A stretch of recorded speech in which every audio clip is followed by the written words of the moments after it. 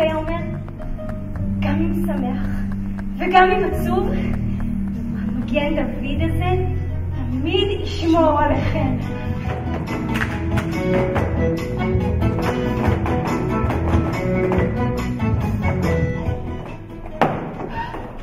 אז מה עשית, יהודיה? לא, זה לא היה בכוונה, בבקשה, דון רודריגו.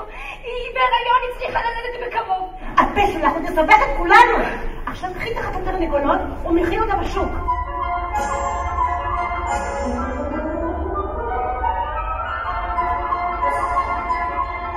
אבי סוחר עבדים ביקש ממני להביא לגברת טולדנו את בת התחרה שהזמינה.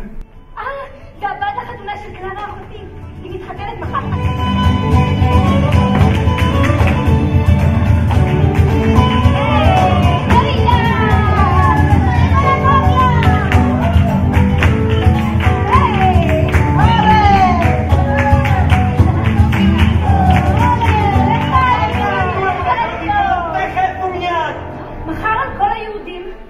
להתייצב בכיכר העיר כדי לעבור טקס הטבלה ולהפוך לנוצרים. אני לא מבינה שזאת הדרך שלהם להרוס אותנו ולהשמיד את כולנו.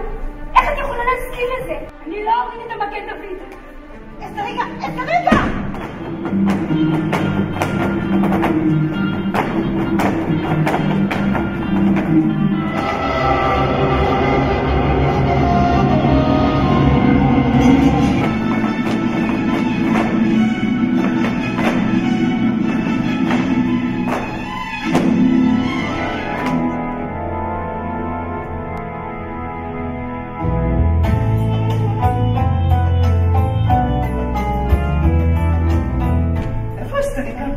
היא לא כאן.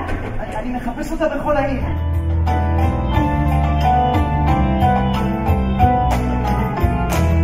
מסגיר יהודים בשביל כסף. לא, זה לא נכון. אני מבטיח, אף אחד לא יודע שאני כאן. גברת טולדנו, לאן את ממהרת כל כך? אנחנו כבר נמצא את הבת שלך.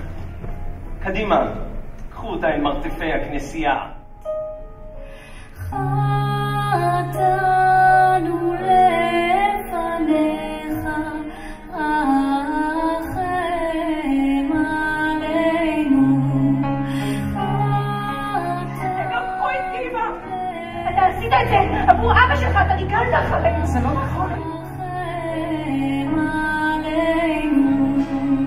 אני להציל אותך, סניורה אלגה.